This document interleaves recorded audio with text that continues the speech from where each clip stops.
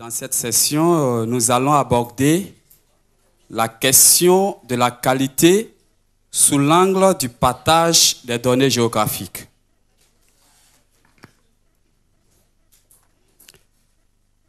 En effet, nous avons d'un côté un contexte et aussi des acteurs. Le contexte est un peu particulier car il est caractérisé d'une part par la place prépondérante de l'information géographique dans la gestion des territoires et d'autre part par des politiques publiques et un contexte réglementaire qui évolue rapidement. Face donc à ce contexte, nous avons des acteurs qui s'organisent dans des processus collectifs pour intégrer ces évolutions, et également qui doivent porter une attention particulière à la qualité des données géographiques en référence aux besoins des utilisateurs. Aussi,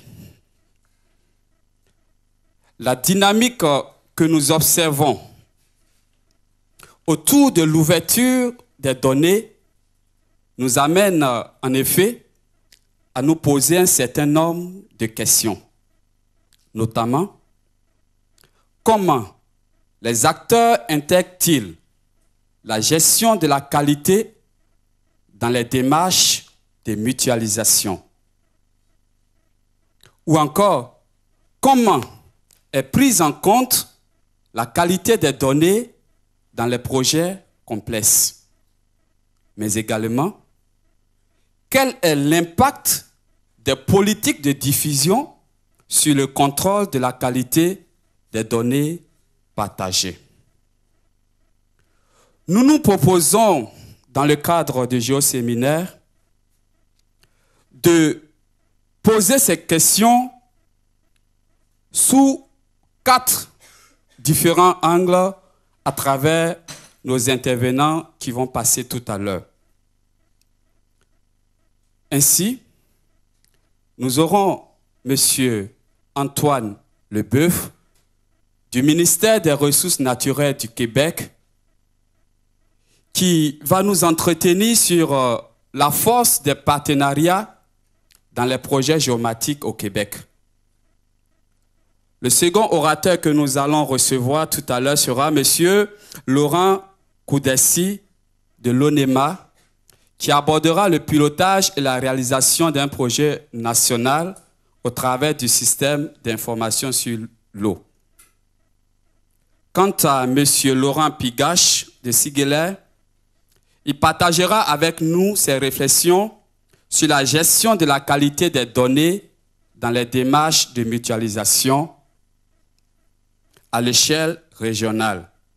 Enfin, nous allons recevoir M. Jérémy Valentin du CNRS et de la ville de Montpellier qui nous présentera un exposé sur la thématique de l'open data, un outil de partage et de contrôle qualité de la donnée géographique. Sans donc plus tarder, je vous invite à recevoir maintenant M. Antoine Leboeuf. Sous vos acclamations, s'il vous plaît.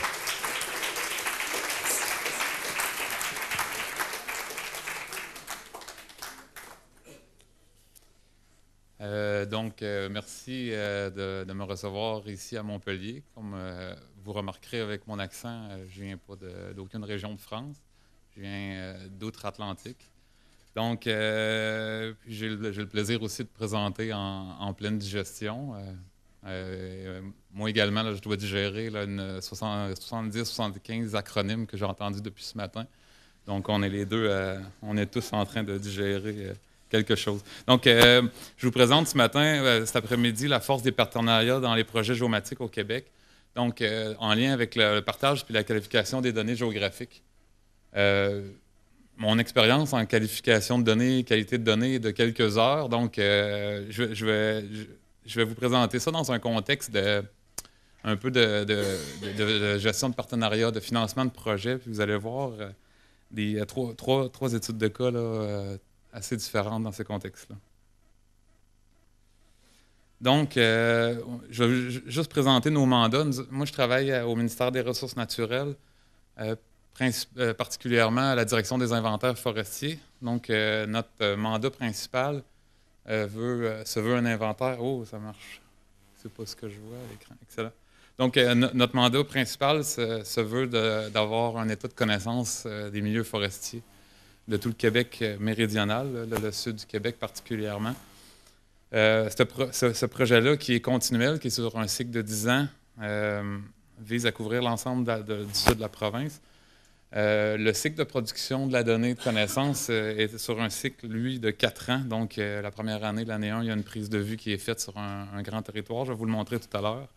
Ensuite, l'année suivante, il y a une photo-interprétation qui est réalisée avec des outils semi-automatiques, avec de l'imagerie numérique. L'année suivante, c'est un sondage terrain qui est fait pour aller chercher des statistiques sur les volumes forestiers et d'autres attributs de connaissance des milieux forestiers. Donc, le but de ce programme-là, c'est de produire des données utiles pour le support à la gestion, à l'aménagement forestier durable des forêts, au développement économique. Donc, je vous porte aussi sur un des mandats qu'on a, c'est une notion d'économique, de développement économique auprès des régions et auprès des industries québécoises, puis éventuellement établir l'état des forêts. Donc, on est à la fin de notre 4e programme d'inventaire qui a débuté en 1968. Donc, vous voyez, vous avez vu un peu notre mandat principal. Je vais vous élaborer 3 mandats qui sont soit reliés dans notre mandat principal ou des mandats un petit peu plus connexes. Donc, le premier, c'est la prise de photographie aérienne, comme je vous le montrais, la première étape de notre processus, qui, lui, est, dans ce cas-ci, autofinancé. Donc, dans nos programmes, on reçoit les budgets pour faire l'acquisition de ces orthophotos, ces photographies aériennes-là, qui nous servent à réaliser nos mandats principaux. Suite à ça, un autre exemple, c'est un mandat de cartographie du nord du Québec. On n'avait pas de connaissances jusqu'à maintenant dans le nord du Québec. On a voulu aller chercher un mandat de connaissances à ce niveau-là, mais on a reçu le financement d'un partenaire externe, qui est le département de l'environnement, chez nous. Vous allez voir aussi la réaction en fonction de la qualité de la donnée, qui est en lien avec notre sponsor ou notre financeur du projet. Le dernier point qui est, selon moi, le plus intéressant dans ce dossier-là, dans le contexte de qualité de données, c'est l'acquisition de données lidar aérien. On vise à faire une couverture complète du Québec méridional en couverture lidar aérien. Donc, on est à la recherche de partenaires. Donc, je vais vous montrer aussi le lien qu'il y a en fonction de partage de données, mais aussi la qualité de la donnée. Donc, on a un grand territoire. Je pense que tout le monde est au courant de ça. C'est un territoire de 535 000. Ça, c'est la zone d'aménagement. Ça ne fait pas partie de la zone du Nord. La zone d'aménagement, quand on fait une couverture annuelle de photographie aérienne, c'est 535 000 km² qu'on doit couvrir en 10 ans. Donc, ça fait... on doit couvrir, là, souvent, je montre ça comme exemple, on va couvrir soit la Suisse ou la Suisse et demie en superficie annuelle. Donc, on a des enjeux quand même de territoire qui sont assez considérables. Comment qu'on fait, comme je vous disais tout à l'heure, ce processus-là, il est autofinancé. Donc, on part avec le projet, avec le financement complet. Par contre, on a quand même mis en place un processus avec des collègues d'un autre département, le département de Mario Perron, qui va vous expliquer ça tout à l'heure plus en détail. Mais on a un système de mise en place, on peut diffuser la donnée. Donc, ça s'appelle le carrefour géospatial. On prend notre projet en début de projet, comme là, présentement, là, je suis en cours de projet à l'état de la planification pour l'été prochain. Je mets ça sur un serveur, une publication que plusieurs différents partenaires gouvernementaux peuvent soumissionner. Donc, ils peuvent dire « je veux participer à 10 5 du projet » et ils ont accès à la donnée. Donc, notre gestion de qualité se fait en fonction de ces partenaires-là. S'il y a des partenaires qui ont des spécifications particulières, on peut faire une adaptation. Mais principalement, nos standards de qualité sont définis dans les appels d'offres, mais en fonction de nos critères de notre core business, là, qui est la photo-interprétation. Donc, tous les paramètres de vérification sont en fonction de la photo-interprétation. Donc, la vérification est faite par des photo-interprètes pour s'assurer que la qualité est là. Par la suite, toutes les photographies aériennes sont mises sur un serveur. Puis il y a une diffusion à tous les partenaires qui ont participé financièrement au projet en diffusion WMS et en diffusion au niveau du serveur. Suite à ça, il y a aussi une diffusion à la pièce qui peut être faite au public, aux citoyens qui peuvent acheter à la pièce chacune des orthophotographies aériennes. Donc, on a l'aspect de qualité dans ce dossier-là, mais l'aspect de qualité principalement sur notre mandat principal. Donc, l'objectif de la coopération que je mentionnais, ça s'appelle la CRIGEO. C'est comme un regroupement de, tous les ministères, de plusieurs ministères et organismes qui se regroupent annuellement, qui ont des rencontres.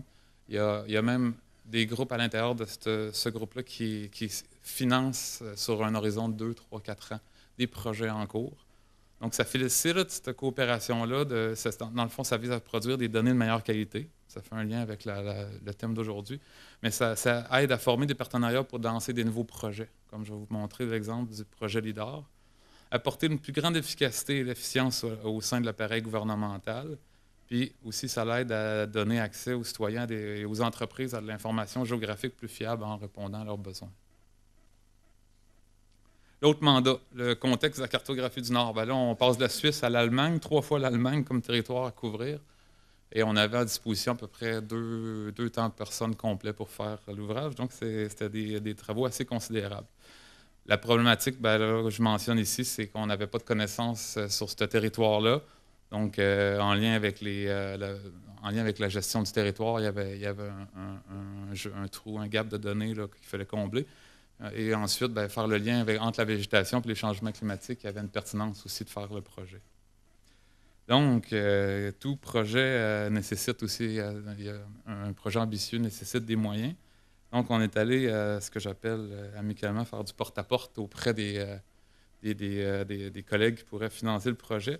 Donc, on a participé à des requêtes de financement. On a eu le financement du département de l'environnement pour faire le projet. Donc, est arrivé le budget, est arrivé les besoins aussi. Donc, on a monté le projet en fonction du besoin des gens de l'environnement. Je fais des liens ici, donc ici, le département de l'environnement. Mais à travers ça, il y avait d'autres partenaires. On a quand même fait le lien après de partenaires comme les gens de la faune, les gens des mines, toujours dans l'appareil gouvernemental, pour savoir c'est quoi les besoins, tant qu'à faire un programme, s'adapter à leurs besoins.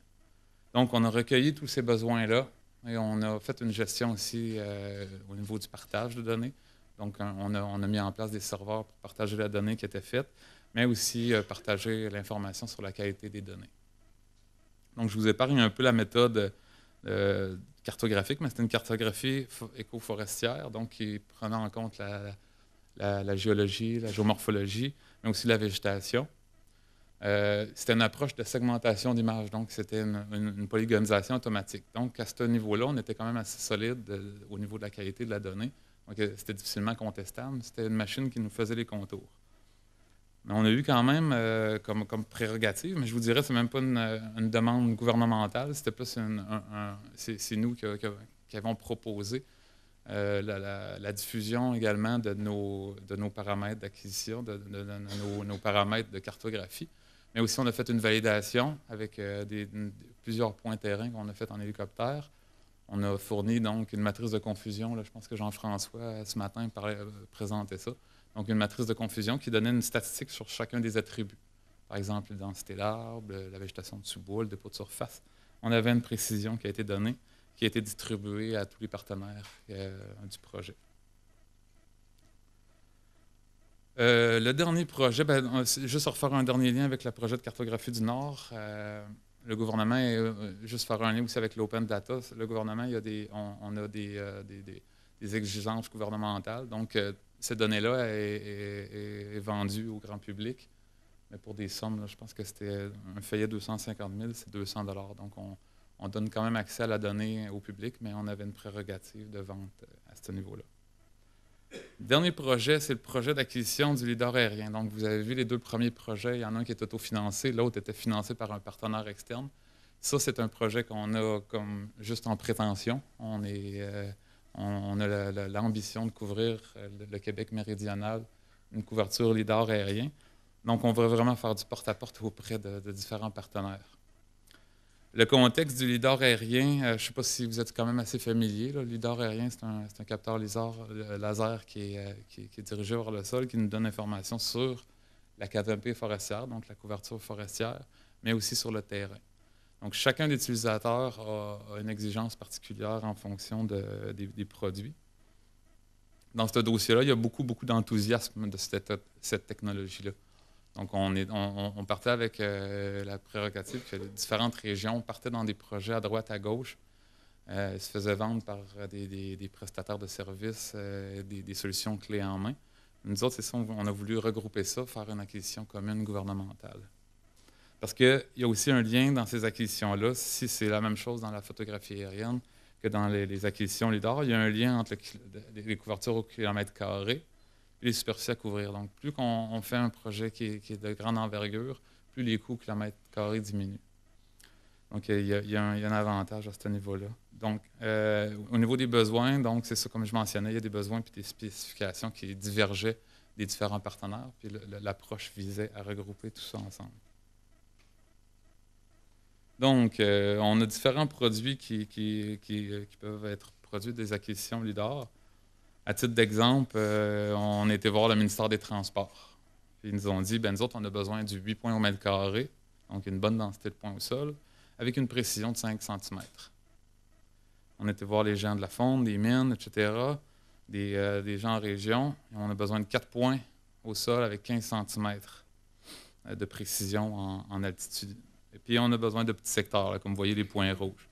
Ça, c'est un cas fictif, mais c'est la réalité. C'est des cas qui se produisent là, dans les derniers jours. Là, on vient de monter un projet. C'est vraiment c'est typique là, de ces projets-là. Donc, c'est sporadique. On a besoin de 4 points, mais on a juste besoin de nos chantiers de mise en enchère de bois ou nos chantiers de coupe. Donc, on a besoin de zones spécifiques.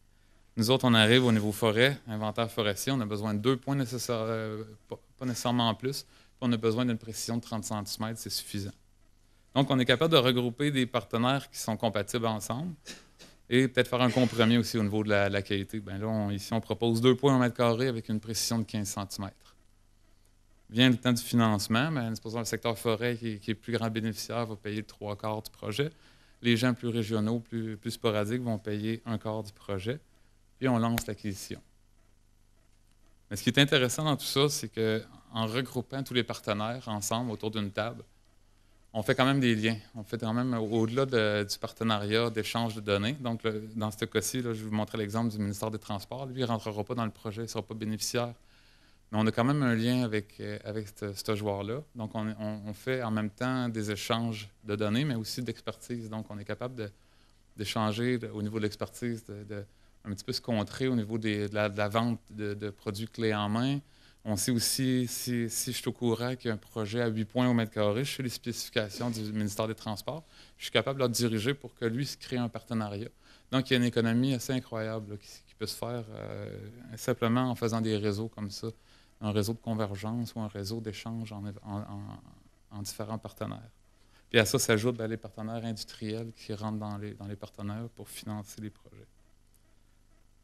Dans ce cas-là, juste mentionner, je peux revenir, là, dans des cas comme ça, par contre, là, on est loin du open data. Là, on tient vraiment, au niveau du financement, on tient la boucle serrée, dans le sens que si les gens rentrent dans le financement du projet, bien, on donne accès à la donnée.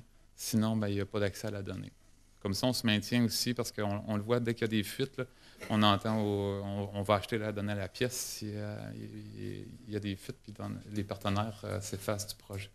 Donc, pour ces exemples-là, on a vraiment tenu le dossier serré. Donc, en conclusion, les partenariats permettent d'optimiser l'utilisation des ressources financières en géomatique. Donc, ça évite les duplications.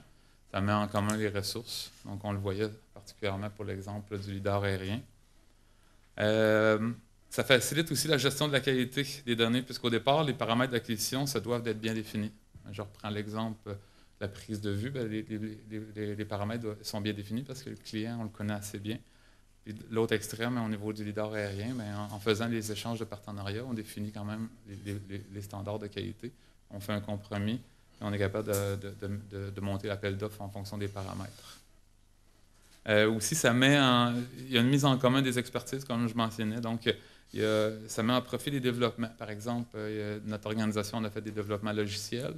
Une autre organisation peut en bénéficier. C'est ce qui se fait. Là. Il y a des échanges aussi de scripts qui peuvent se faire puis au niveau de cette expertise-là. Puis on fait de la prévention de fausses ventes là, auprès de partenaires ou de firmes externes. Donc, on est capable de dire, nous autres, on a fait ces tests-là, ça ne fonctionne pas, vous n'avez pas nécessairement besoin du 8 points, vous pourriez utiliser du 4 points. Donc, il y a des échanges aussi à ce niveau-là qui sont bénéfiques pour tout le monde. Donc, je vous remercie. Je ne sais pas si vous avez des questions.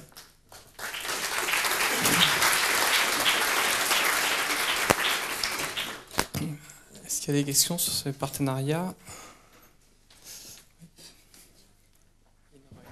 Oui, moi j'ai une première question, naïve. Hein. On s'est rencontrés hier, donc j'en sais un petit peu plus. Mais voilà, si j'étais dans la salle, j'aurais tout de suite... Vous êtes dans un ministère ? Oui, je suis... C'est une initiative, disons, que l'on pourrait retrouver dans notre... Le ministère peut prendre des initiatives de cette nature, ou domaine public et privé. Mais nous autres, on est vraiment au ministère des Ressources naturelles.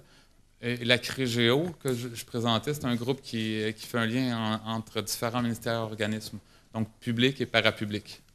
Mais au-delà de ça, on a quand même la latitude de faire des partenariats à l'extérieur avec des règles. Tout est monté, justement, en collaboration avec l'équipe de Mario Perron. Il y a des règles de partenariat. Par exemple, un partenaire privé, il peut lui-même dire « je me regroupe, j'ai à atteindre 10 % du projet pour rentrer ». Mais lui, il peut aller... Supposons que c'est un industriel X, il peut aller chercher d'autres partenaires pour l'aider à financer le projet. Puis il y a des économies. Donc, c'est vraiment, on fait des pitchs de vente un petit peu dans le projet. On dit, regarde, ça va te coûter 20 $, ou 15 € de la photographie aérienne. Puis si tu rentres dans le projet de partenariat, ça va t'en coûter peut-être 4 ou 5. Donc, c'est vraiment à ce niveau-là. Oui, bonjour Anaïs de la Fédération des conservateurs botaniques nationaux. C'était juste une petite question sur votre organisation. Vous disiez que vous n'étiez pas trop dans l'open data, mais par contre sur l'échange des scripts, des outils, tout ça, vous avez un site public ou ça se passe vraiment en interne? C'est-à-dire vous faites bénéficier à la communauté géomatique des outils que vous développez ou ça reste interne au projet? Ça reste à l'interne gouvernemental. Donc à l'intérieur du gouvernement, en plus avec les regroupements plus officiels, comme la CREGEO, ça facilite l'échange de données. Donc, on reçoit, supposons, une demande du ministère des Transports, par exemple. Mais là, je sais que c'est cadré déjà dans une entente de collaboration, donc je peux lui changer les données, vice-versa. Donc, ça facilite quand même beaucoup les échanges. Je n'ai pas à demander l'autorisation à chaque fois, dire est-ce qu'il faut que je peux donner la donnée. Mais là, on est quand même contraint. S'il y a une entreprise qui débarque dans mon bureau et dit « j'aimerais savoir tes scripts moi, je vais refaire de la vente auprès d'autres partenaires. » on n'a pas cette latitude-là. D'accord, mais vous avez un outil en ligne qui regroupe tous les... Enfin, un site en ligne qui regroupe tous ces outils ou c'est informel? C'est informel, c'est à l'interne. Ok, merci. Oui, bonjour. Marc Aparicio de l'agglomération de Montpellier. Je n'ai pas très bien compris la politique autour de l'open data, s'il y avait une contrepartie financière, s'il y avait des obligations. Est-ce que vous pouvez décrire un peu plus ce sujet? En fait, c'est vraiment une orientation gouvernementale là, qui est, je pense que c'est au niveau du Conseil du Trésor. Il y a une orientation qui vise à financer, par exemple, la diffusion des données à l'intérieur du gouvernement. Donc, il y a un financement qui est déterminé par les divisions, par les départements, mais qui, dans le fond, qui doivent se financer en partie. Donc, on a un petit peu cette orientation-là qu'on doit respecter. Ça veut dire que vous le vendez? Oui, on vend des produits. Ah, orthophoto, il y a quelques exceptions. Là, on est capable de documentation des processus qu'on peut donner, mais les produits, là, les produits cartes écoforestières, photographie aérienne, LIDAR, dans les cas où est-ce que c'est vendu à la pièce aux citoyens, mais il y a une vente qui se fait via soit comme un département qui est mis en place, qu'on appelle la géoboutique pour la vente aux citoyens, ou des partenaires externes qui font de la vente des produits plus papier. plus les produits papier. Est-ce qu'il y a d'autres questions?